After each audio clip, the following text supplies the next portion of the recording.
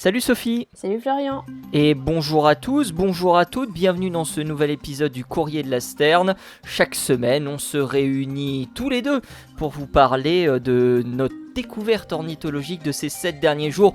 Et aujourd'hui, il va y avoir du très très lourd. Oui, ça c'est vrai. Je pense que ça va être un peu plus marrant que d'habitude. J'espère en tout cas.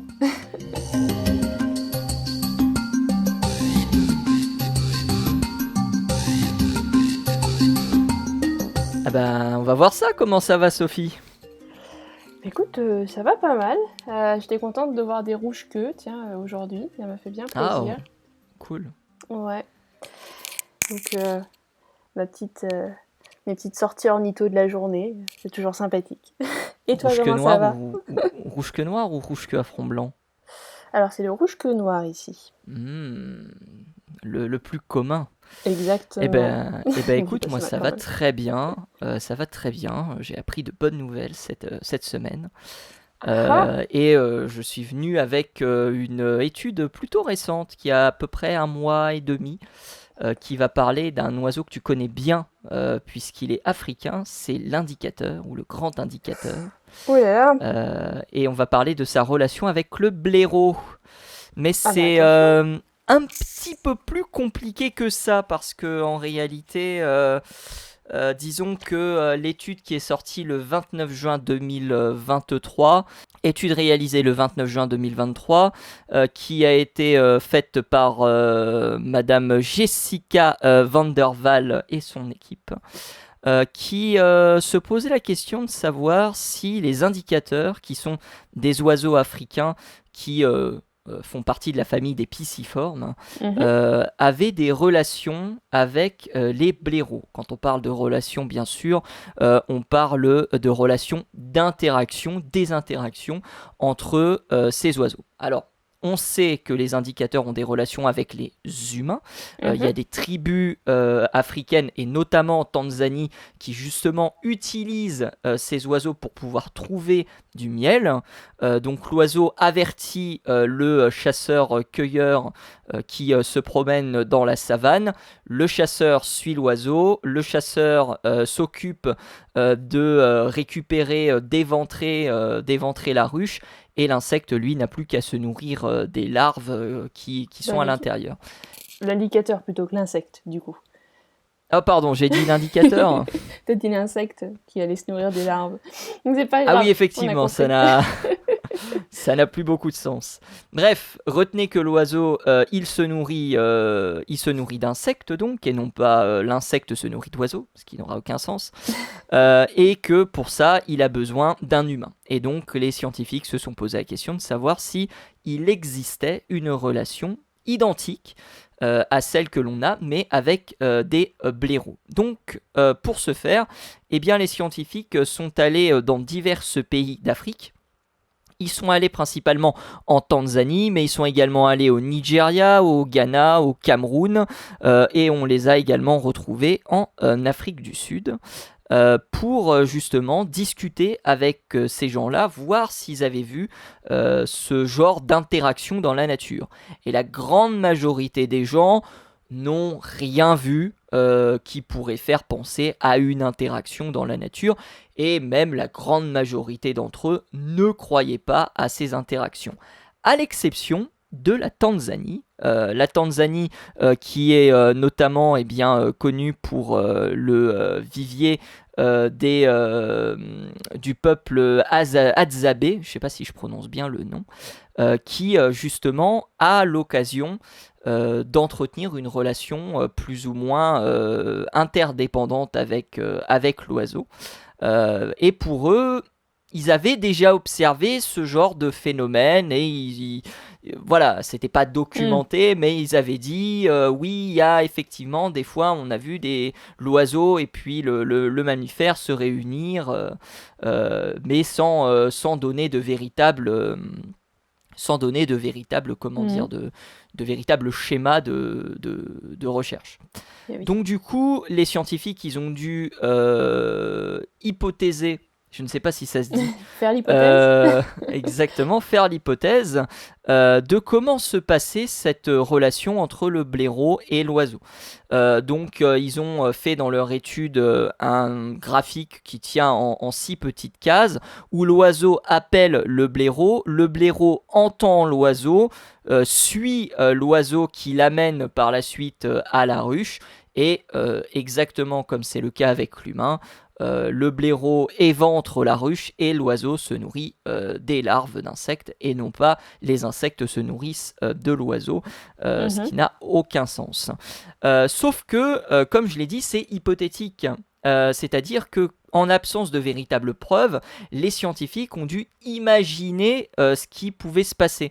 Et il y a plusieurs parties dans leur coopération hypothétique, comme ils la nomment dans l'étude, qui sont pas vraiment très très bien définies. Il y a des trucs qui sont plausibles, il y a des trucs qui sont probablement certains, notamment le fait que l'oiseau se nourrit une fois que le blaireau a éventré la ruche, mais tout ce qui va être par exemple le blaireau qui va suivre l'oiseau, bah, c'est pas très très bien défini à ce niveau-là. Et donc la conclusion de l'étude, et là je ne remercierai pas Géo sur lequel j'ai trouvé l'article en premier lieu avant de consulter l'étude scientifique, la conclusion de l'étude c'est en gros on n'a pas d'informations supplémentaires, on n'a ni photo ni vidéo permettant d'attester tout ça, donc pour nous c'est plausible parce qu'on a quelques entretiens qui nous font dire qu'effectivement il pourrait y avoir une relation, il pourrait y avoir une interaction entre ces deux espèces. Mais si on n'avait pas eu ces commentaires, ces témoignages, on aurait tout simplement dit que c'était pas possible, que ce n'avait pas été tout simplement démontré. Là, on reste sur c'est plausible, mais il nous faut quand même davantage de preuves pour pouvoir le faire. Voilà. Après, ils ont aussi dit que l'approche qu'ils avaient considérée dans l'étude était cohérente et que si l'interaction elle existe, elle devrait se dérouler comme ça.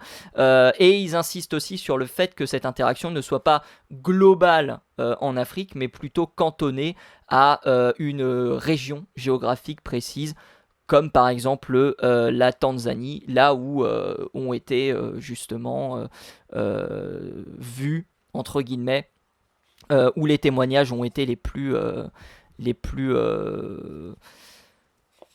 pas courants.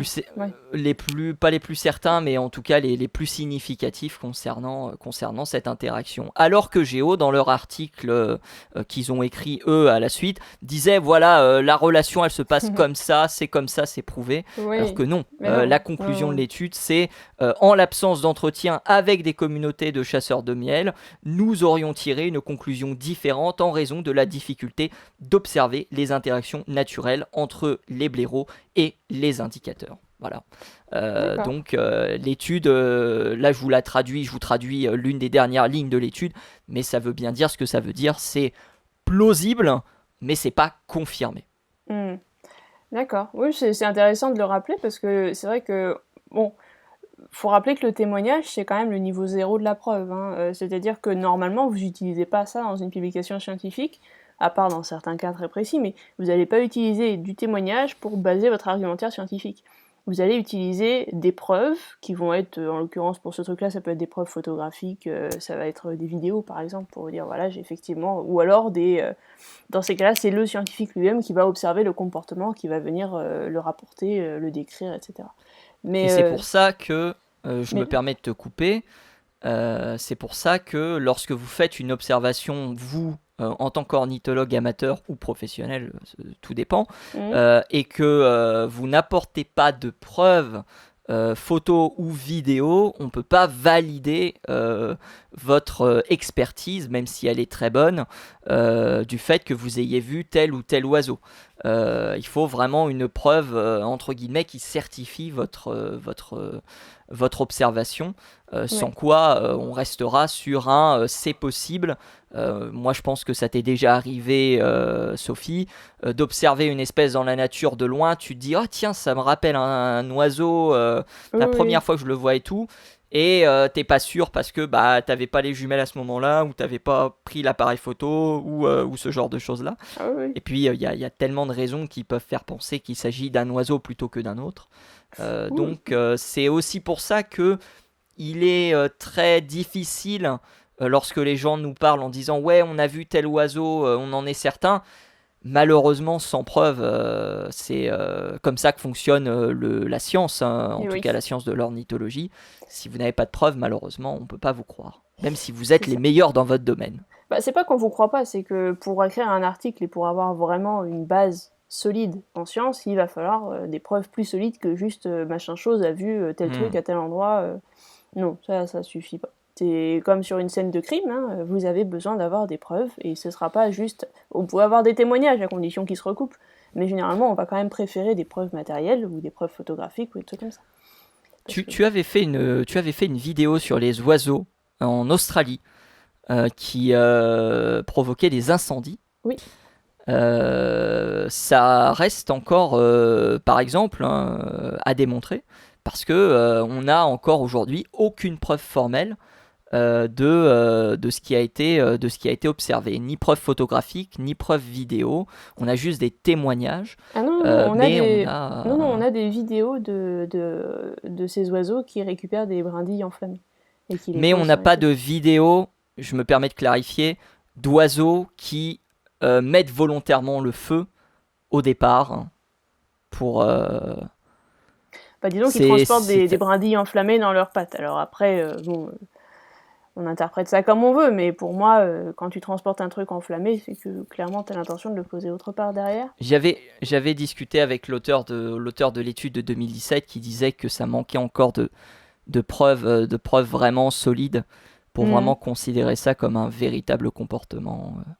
D'accord. Euh, Bon, après, donc, on est souvent assez, comment dire, on a tendance à se protéger en quelque sorte aussi en se disant oui, non, bon, on n'est pas sûr, on est sûr qu'à 90%, alors que généralement on dirait qu'on est sûr de ce qu'on dit dans ces cas-là, hmm, mais en science, c'est vrai qu'on a tendance à réduire un peu le niveau de certitude en quelque sorte. On va se protéger en disant oui, bon, on n'est pas totalement sûr, alors que quand on parle dans le langage commun, on pourrait dire qu'on est sûr. Il y a cette petite clairement. différence. Je crois qu'on en avait discuté avec Julien dans un autre, dans une vidéo d'ailleurs. Mais c'est d'après ce qu'ils avaient écrit dans l'article. Alors je me souviens plus des mots exacts, mais ils avaient quand même l'air assez sûrs d'eux. Alors peut-être qu'après Hmm. il t'a communiqué différemment sur la chose en question, mais bon, j'avais l'impression à la lecture de l'article que les preuves étaient solides quand même. Et pour celui-là, ça a pas l'air d'être le cas.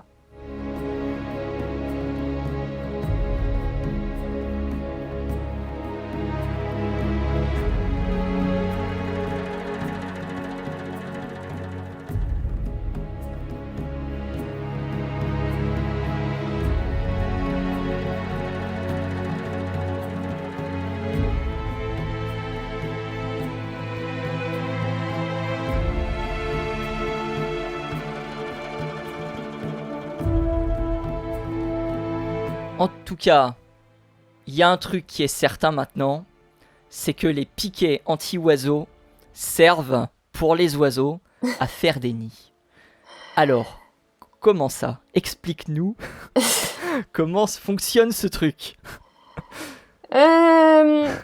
Alors, Parce que tu es arrivé mercredi ou mardi, je sais plus, dernier, dans nos messages privés en nous disant ouais, j'ai un article incroyable. Pardon, attends, explique-moi. oui, c'est vrai que j'ai regardé ça, j'ai fait oh mon dieu, faut que j'en parle. Y a pas le choix.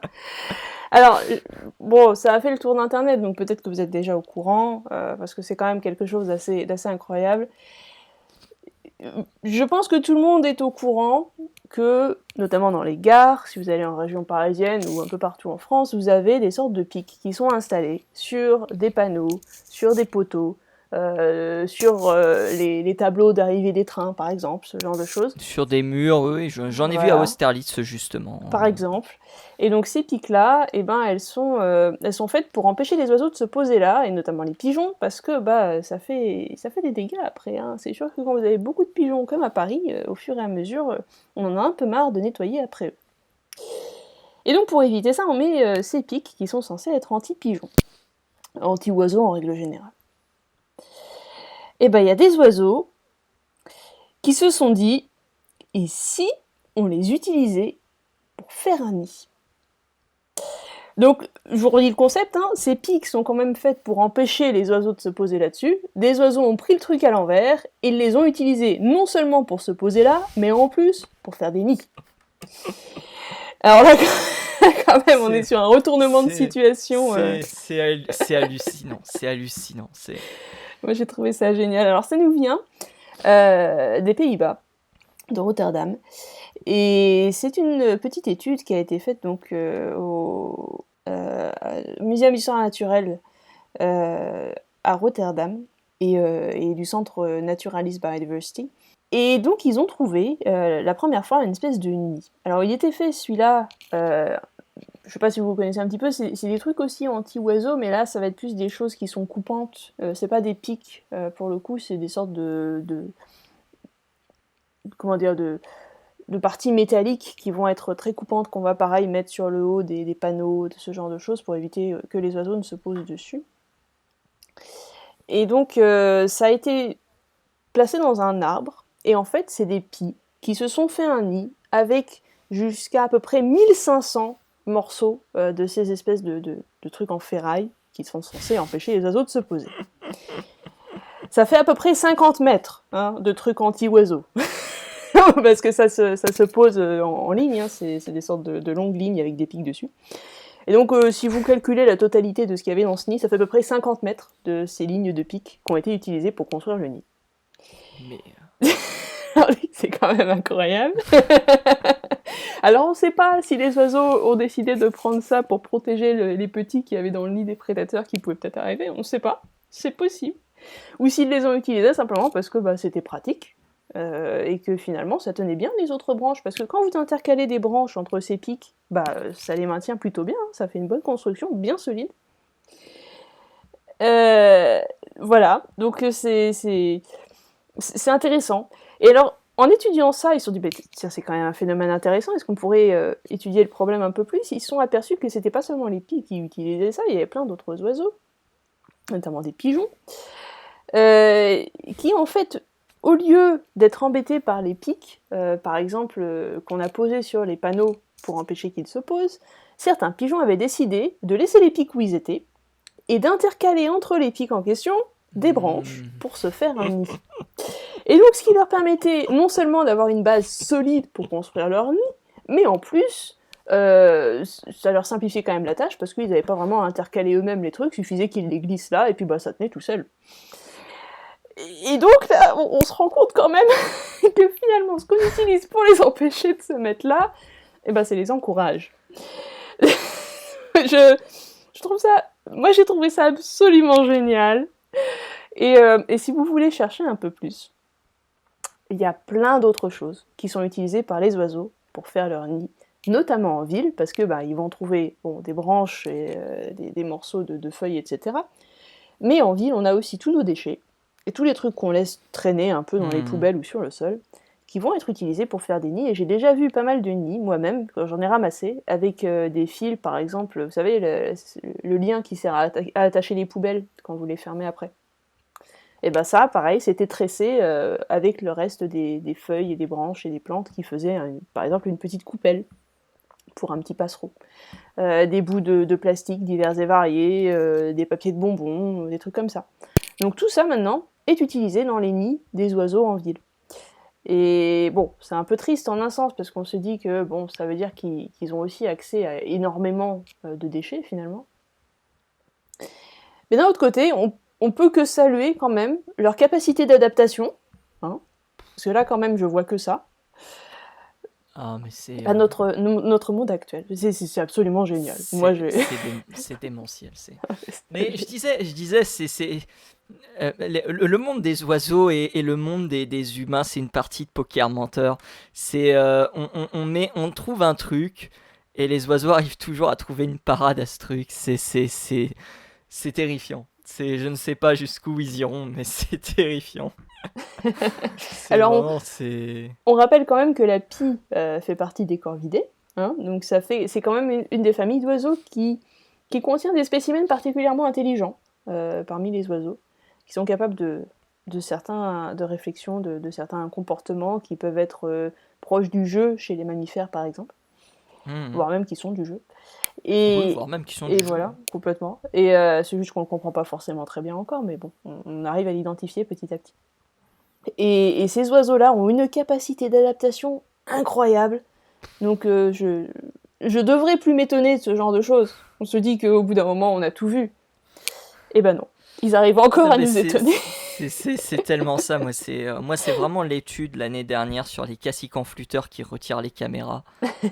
C'est vraiment, j'ai fait, mais c'est pas possible, quoi. Jamais on arrivera à... Jamais ils arriveront à faire mieux. Mais si, ils arrivent toujours à faire mieux.